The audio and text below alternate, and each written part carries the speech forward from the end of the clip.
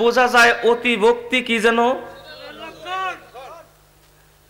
আল্লাহ রাসূলের প্রতি তোমার এত মহব্বত, মাটির তৈরি বললে তুমি রাগ করো, তুমি মুখের মধ্যে দাড়ি কাটো কেন? আল্লাহ রাসূল তো বলছে যে ব্যক্তি দাড়িতে ফেস দিল সে যেন আমার কলিজার মধ্যে স্কুর লাগাইলো। তুমি নবীদের এত ভালোবাসা সেভ করো কেন? তুমি নবীর এত ভালোবাসা মাথার মধ্যে টুপি পরো না কেন? তুমি নবীর এত ভালোবাসা গায়ের মধ্যে পাঞ্জাবি কই? তুমি নবীর এত ভালোবাসা তুমি নামাজ পড়ো না কেন? তুমি নবীর এত ভালোবাসা যেই নবী নামাজের জন্য উহুদের ময়দানে দান দান মোবারক শহীদ হয়েছেন, তায়েফের ময়দানে পাথর আঘাত সহ্য করেছেন, যেই নবী নামাজের জন্য এত মেহনত করলো, তোমার নামাজ কই? তুমি কোরআন বুঝো না কেন? তুমি হাদিস বুঝো না কেন? মাঝে মাঝে গাঞ্জাও কিন্তু খাও, এটা আমরা জানি। কথা বলেন ঠিক না? এরপর আবার তুমি মাটির তৈরি বলে তুমি রেগে যাও, তাহলে ঘটনা ওই যে আসলে এটাই ঠিক অতি ভক্তি চোরের লক্ষণ। কথা বলেন ঠিক কিনা? সর্বশেষ আর একটা কথা বলি, এই কথাটা বললে কর্মপণের মধ্যে কোনো প্রশ্ন থাকবে না। যেমন আপনার ছেলে, যে কোনো একজন ব্যক্তির ছেলে, আপনার ছেলের প্রতি মহব্বত আপনারই বেশি না আমার বেশি? কি বুঝতেছেন না? আপনার ছেলের প্রতি মহব্বত আপনার বেশি, এটাই স্বাভাবিক। এখন আমি যদি ওয়াজ করা বাদ দিয়ে সারা রাত ওয়াজ করি, মসজিদে নববীর ইমাম, কাবা শরীফের ইমাম যদি এসে আপনারে বলে ভাই আপনি যত কথাই কন ছেলে আপনার হইতে পারে কিন্তু মহব্বত আপনার সাথে আমার বেশি, এটা দুনিয়ার কোনো পাগলে বিশ্বাস করব? পৃথিবীর শুরু থেকে কিয়ামত পর্যন্ত যতগুলি মানুষ আল্লাহ তাআলা পাঠিয়েছেন, পাঠাবেন, সমস্ত মানুষ মিলে নবীকে যতটুকু ভালোবাসা দিয়েছে, সমস্ত মানুষের ভালোবাসা যদি এক পাল্লায় উঠাই দেন, আর শুধু আমার আল্লাহ তাআলা নবীকে যতটুকু ভালোবাসে ওই এক আল্লাহর ভালোবাসা যদি এক পাল্লায় উঠাই দেন, আমার আল্লাহর ভালোবাসার পাল্লাই ভারী হবে। তাহলে আল্লাহ যদি নবীকে এত ভালোবাসে, সেই নবীরে মাটি দিয়ে বানাইলে ভালো হবে নাকি নূর দিয়ে বানাইলে ভালো হবে সেটা আল্লাহই ভালো জানে। আপনার আমার মারামারি করার কোনো প্রয়োজন নাই। আরো কোনো প্রশ্ন থাকবে আপনাদের মধ্যে?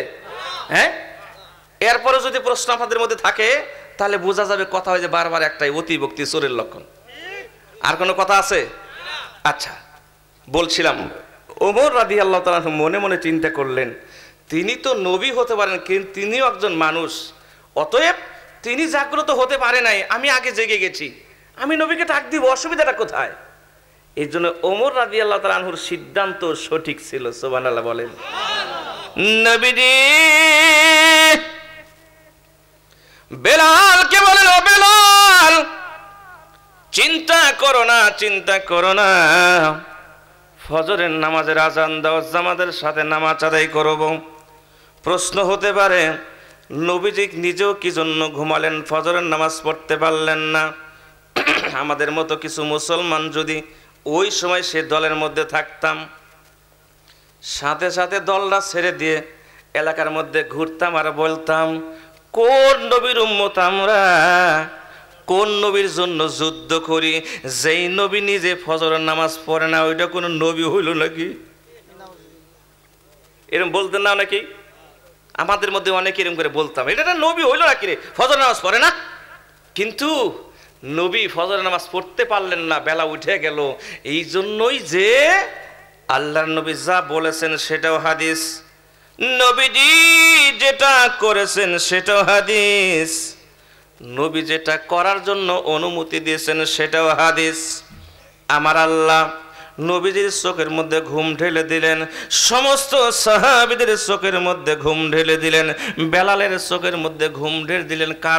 কারণ হলো বাংলাদেশের মুসলমান নয়, শুধু কিয়ামত পর্যন্ত যতগুলি মুসলমান দুনিয়ার জমিনে আসবে যারা 5 ওয়াক্ত নামাজ আদায় করে, ফজরের নামাজের সময় ঘুম থেকে উঠে নামাজ পড়বে, মোবাইলে এলান দিছে তাও শুনতে পারে নাই, বিবিও চেতন পায় নাই, বাচ্চারাও চেতন পায় নাই, মসজিদের মধ্যে আজান দিয়েছে তারপরও শুনতে পাই নাই, এমন হতে পারে কিনা? এমনটা হতে পারে। বেলা উঠে গেছে, কি করতে হবে? আল্লাহর নবীকে আমার আল্লাহ তাআলা ঘুম পাড়াইয়া দিয়া বেলা উঠাইয়া কিয়ামত পর্যন্ত সমস্ত মুসলমানদেরকে জানাইয়া দিলেন যদি তোমাদেরও কোনোদিন এইরকম হয়ে যায় চিন্তার কোনো কারণ নাই, বেলা উঠে গেলে কি হবে?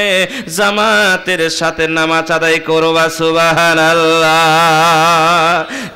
কামলিওয়ালা ও গো মদিনাওয়ালা বলেন কামলিওয়ালা ও গো বলেন কামলিওয়ালা ও গো মদিনা তোমারি জন্য জগত জালা কামলিওয়ালা গো মদিনাওয়ালা গো কামলিওয়ালা গো তুমি প্রাণের নবী তুমি ধ্যানের ছবি তুমি প্রাণের নবী তুমি ধ্যানের ছবি স্বপ্নে দেখা দাও নূরওয়ালা কামলিওয়ালা গো মদিনাওয়ালা গো কামলিওয়ালা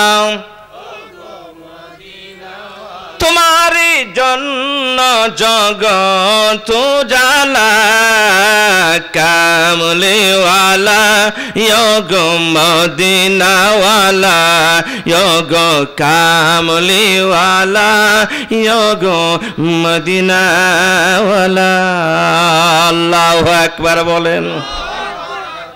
আলোচনা করতে চেয়েছিলাম 1 ঘন্টা, হয়ে গেছে 1 ঘন্টা 25 মিনিট, 20 মিনিট হয়ে গেছে। ভাইজান ওয়াজ শুনতে বড় মজা লাগে, কিন্তু রাতের 1টা 2টা পর্যন্ত ওয়াজ করলেও আপনারা একজন লোক উঠবেন না আমি ভালো করে জানি। কিন্তু আমি আপনাদের কাছে একটা প্রশ্ন করি, সেটা হলো আন-নাওমু নিসফুল মাউত, ঘুম হলো অর্ধ মৃত অবস্থায়। মানুষ যখন ঘুমায় পড়ে অর্ধেক মরে যায়। এই মরে যাওয়া অবস্থায় কোনো মানুষের উপর কোনো শরীয়ত থাকে না। ঘুমায় পড়লে বক্তার বক্তাগিরি থাকে না, ইমাম সাহেবের ইমামতি থাকে না, চেয়ারম্যান সাহেবের চেয়ারম্যান চাউল চুরি করা থাকে না, ঠিক আছে, সব শেষ হয়ে যায়। কিন্তু ওই সময় তার উপর কোনো শরীয়ত থাকে না। কিন্তু দেরি করে ঘুমানোর কারণে যদি কোনো ব্যক্তি আজকে 2টা 3টা পর্যন্ত ওয়াজ করলাম, যদি এই দেরি করে ঘুমানোর কারণে যদি আপনাদের ফজরের নামাজ কাজা হয়ে যায়, তাহলে কিন্তু কিয়ামতের ময়দানে এই বক্তারা আগে ফেরেশতারা পিঠে তক্তা বানাবো যে তুই এত রাত ওয়াজ করলি কে, তোর আল্লাহ কইছিল এত বেশি ওয়াজ করতে।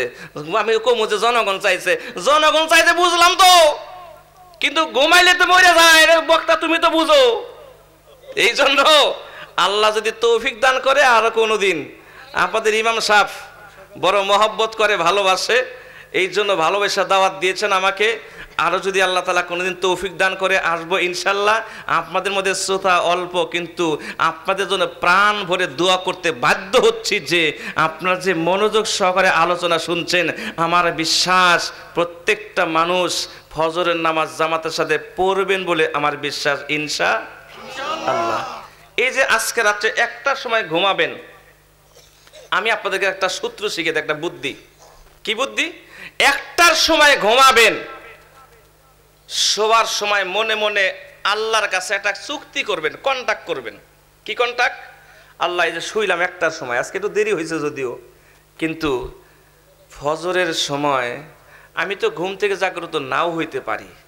আল্লাহ, ঘুম থেকে জাগায় দেওয়ার দায়িত্ব তোমার। আল্লাহরে ঠেক দিবেন, বুঝছেন? এই কথাটা একটু কঠিন হয়ে গেলে, এবার বলাটা ঠিক না। মানে আল্লাহর সাথে চুক্তি করবেন আর কি, আল্লাহরে দায়িত্ব দিবেন। আল্লাহ, ঘুম থেকে জাগায় দেওয়ার দায়িত্ব তোমার, আর জাগ্রত হওয়ার পরে ঘুম থেকে উঠবো কি না উঠবো সেই দায়িত্ব আমার, ঠিক আছে? জাগায় দেওয়ার দায়িত্ব তোমার। আল্লাহরে এইভাবে দায়িত্ব দিয়ে বিছানার মধ্যে ঘুমাবেন।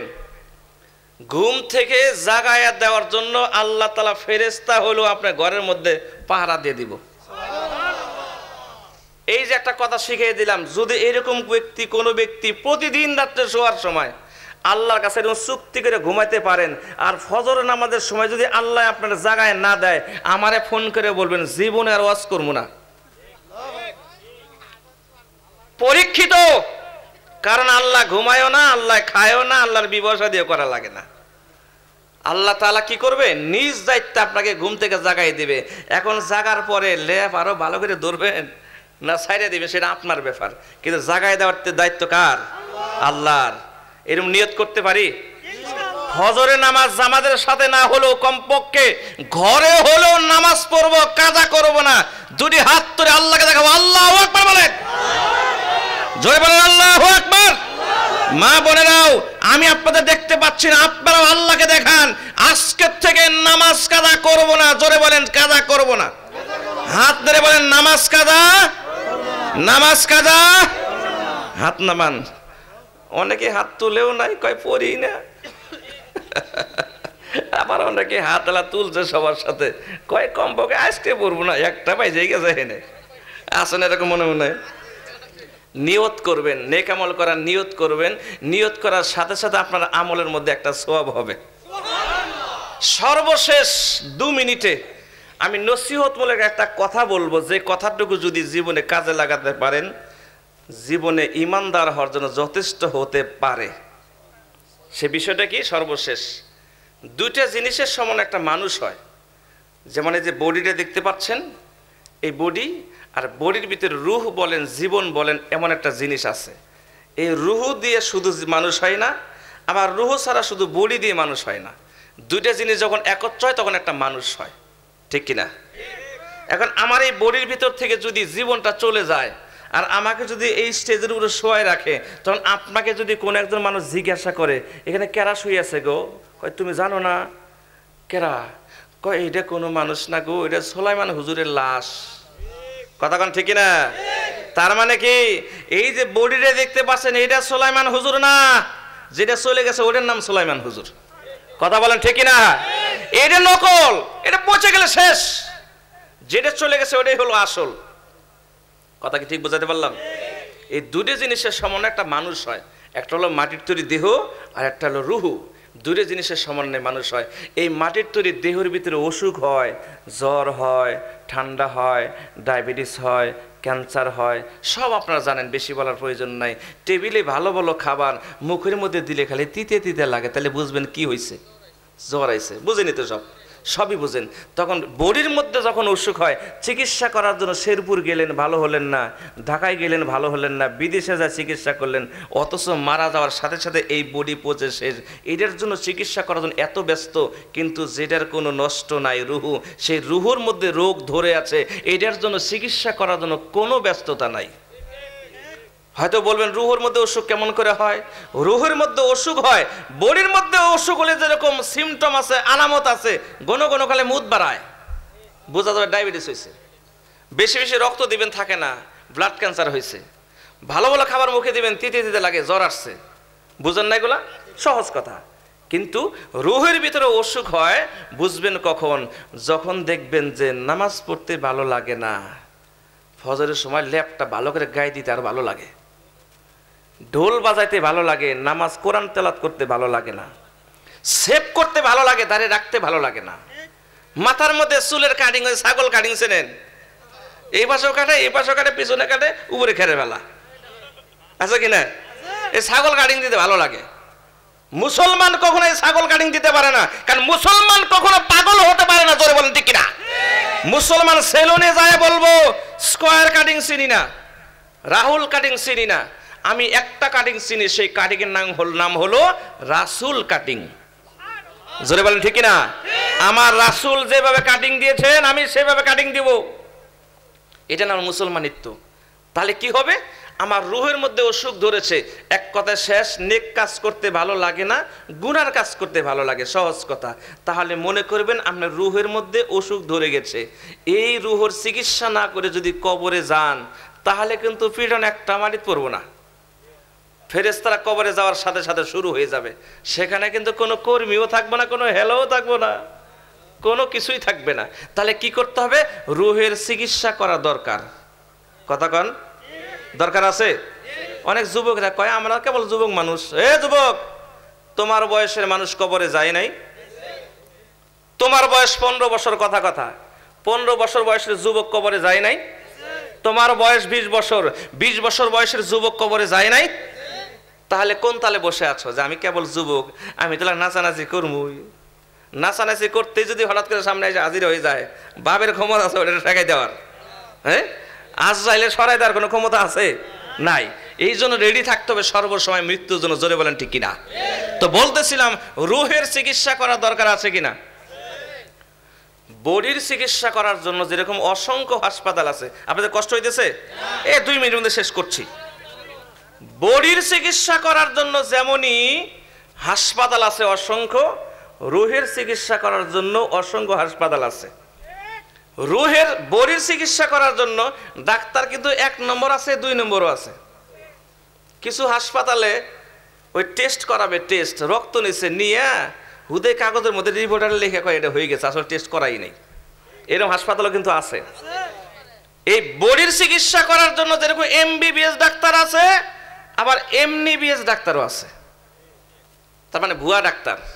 ঠিক আছে, কিছু MBBS আবার কিছু MNBS। MNBS বোঝেন তো, মানে ওটা কোনো ডাক্তার না, ওটা ঘোড়ার ডিম। ঠিক আছে, তেমনি বডির চিকিৎসা করার জন্য যেরকম 1 নম্বর ডাক্তার আছে, 2 নম্বর ডাক্তার আছে, রুহের চিকিৎসা করার জন্য 1 নম্বর ডাক্তার আছে, 2 নম্বর ডাক্তারও আছে। রুহের চিকিৎসা করার জন্য 2 নম্বর ডাক্তার কেমনে বুঝবেন? 2 নম্বর ডাক্তারের কাছে গেলে ওই ডাক্তারের চিকিৎসা নেওয়ার পরে আগে নামাজ পড়ছে, এখন কয় এত নামাজ পড়ে লাভ কি, 1 সিজদাতেই পার। এরকম ডাক্তার আছে কিনা? তাহলে বোঝা যাবো যে ওটা MBBS না, ওটা MNBS। বুঝতে পারছেন? এমনও ডাক্তার আছে যে ডাক্তারের কাছে যাওয়ার পরে আগে পর্দা করতো, এখন ওই ডাক্তারের চিকিৎসা নেওয়ার পরে মহিলা পুরুষ বাতি নিবে জিকির করে। আছে কিনা? তাহলে বোঝা যাবেন যে এইটা রুহের ডাক্তার না, এটা শয়তান। কথা বলেন ঠিক কিনা? এই জন্য বলছিলাম রুহের চিকিৎসা করার জন্য 2টা হাসপাতাল, শক্তিশালী হাসপাতাল, যে হাসপাতালের চিকিৎসার মান খুব ভালো। 2টা হাসপাতালের নাম বলেই আমি শেষ করছি। 1 নাম্বার হাসপাতালের নাম বলবো। 1 নাম্বার হাসপাতালের নাম হলো সারা বিশ্বের জমিনে যে হাসপাতালের শাখা প্রশাখা আছে, সেই হাসপাতালের নাম হলো দাওয়াতে তাবলিগ। সুবহানাল্লাহ বলবেন না? দাওয়াতে তাবলিগে এই এলাকার 100 জন যুবক পাঠাইয়া দেন। 50 জন যুবক যদি এক চিল্লা দিয়ে এসে 100 জনের মধ্যে 50 জন যুবক যদি কমপক্ষে নামাজি না হয়, আমারে বলবেন, জীবনে আর দাওয়াতে তাবলিগের কথা বলবো না। দাওয়াতে তাবলিগ করে আসার পরে সুদখোর, ঘুষখোর, লুচ্চা, বদমাইশ এক চিল্লা দিয়ে এসে এখন 5 ওয়াক্ত নামাজ জামাতের সাথে পড়ে নাই, এরকম আছে? তাহলে কি ওয়াজ করে বোঝানো দরকার আছে? নাই। 1 নম্বর হাসপাতালের নাম হলো দাওয়াতে তাবলিগ। কি নাম? দাওয়াতে তাবলিগ। এখানে একটা প্রশ্ন আছে, হুজুর আবার আর একটা গন্ডগোল যে লেগে গেছে, দাওয়াতে তাবলিগের মধ্যে 2টা দল হয়ে গেছে, এখন কোন দিক যামু? আল্লাহ রাসূলের হাদিস, নবীজি বলেছেন কিয়ামত পর্যন্ত আমার উম্মতের মধ্যে যারা আলেম হবে এরা কখনো ভুল সিদ্ধান্ত নেবে না। অতএব 2টা দলের মধ্যে যেই দলের মধ্যে ওলামায়ে কেরাম আছে, আমরা সাথে সাথে একটা কথা শুধু বলবো, ওলামায়ে কেরাম যেখানে আমরা আছি, আমি বলবো ওলামায়ে কেরাম যেখানে, আপনারা কি বলবেন? ওলামায়ে কেরাম যেখানে, যেটা বলে না ওর মধ্যে ভেজাল আছে। ওলামায়ে কেরাম যেখানে সেখানে আপনি আল্লাহর কাছে জবাব দিতে পারবেন, আল্লাহ আমি তো আলেম ছিলাম না, এই জন্য আমি আলেমদেরকে বেছে বেছে বেছে বেছে দেখছি যে দলের মধ্যে আলেম আছে, আমার ভাইস্তে আলেম, আমার নাতি আলেম, আমার ছেলে আলেম, এরকম লোক আছে না এলাকার মধ্যে? এই এলাকার মধ্যে কি আলেমের অভাব আছে? আচ্ছা, আপনি বলবেন যে আমার ছেলে একটা আলেম ছিল, আমার ভাইস্তে একটা হাফেজে কোরআন ছিল, আমার নাতি একটা আলেম ছিল, মুফতি সাহেব ছিল, আমার পাড়া প্রতিবেশী একজন মুহাদ্দিস ছিল, ওরা যে দলের মধ্যে ছিল, আল্লাহ আমি ওই দলের মধ্যে ছিলাম। আল্লাহ তাআলা কয় যে তুই ভুল করস আর শুদ্ধ করস, আলেমদের সাথে ছিল, আমি তোরে পার করে দিলাম। সুবহানাল্লাহ। কথা বলেন ঠিক কিনা? এই জন্য এক কথায় শেষ, ওলামায়ে কেরাম যেখানে বাস ফয়সালা হয়ে গেছে। এরপরেও যদি কেউ যদি কোন কিন্তু, তাহলে বোঝা যাবে ভেজাল আছে। কেন এত কিন্তু কেন? আপনি আলহামদুলিল্লাহ সূরা জানেন না, ইসলাম বোঝেন না, কোরআন বোঝেন না, হাদিস বোঝেন না, আপনার এত প্রশ্ন কেন? আপনার ছেলে আলেম হয়েছে, আপনার ভাতিজা মুফতি হয়েছে, আপনার নাতি মুহাদ্দিস হয়েছে, ওরা কি আপনার সাথে কোরআন হাদিস কম বুঝছে? কয় নাতি